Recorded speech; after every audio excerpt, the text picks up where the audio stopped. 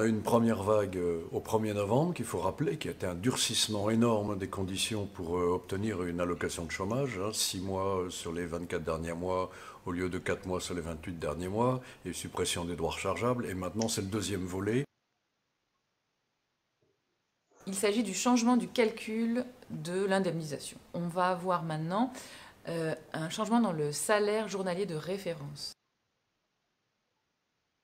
Avant, on calculait en divisant par le nombre de jours effectivement travaillés. Par exemple, j'ai gagné 500 € en travaillant 15 jours. On faisait 500 divisé par 15, ce qui fait 33 € par jour.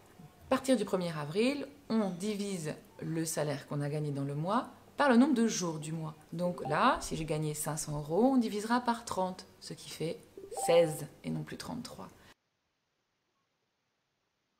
Alors ceux qui seront le plus touchés, ce sont ceux qui ne travaillent pas tous les jours, ceux qui sont en CDD, en intérim, qui travaillent 2 jours, 3 jours, quelques périodes et qui ont des périodes qui ne travaillent pas, ou ceux qui ont 2 contrats et ensuite qui ont 2 mois sans travail et ensuite qui vont retravailler. Donc ça va diminuer fortement leur allocation. La conséquence attendue par la ministre du Travail et qu'elle a dit, c'est lutter contre la précarité, à savoir obliger les gens en quelque sorte à prendre des contrats à temps plein.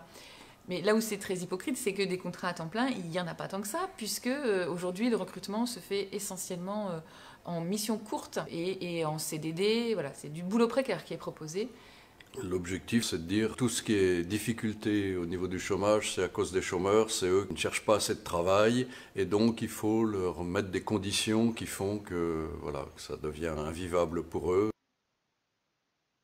Il faut être informé, il faut en parler, il faut informer les gens qu'on connaît de ce changement qui va être massif, puisque, in fine, toute cette réforme va concerner la moitié des chômeurs indemnisés en France. Ça va avoir des conséquences qu'aujourd'hui on a beaucoup de mal à mesurer.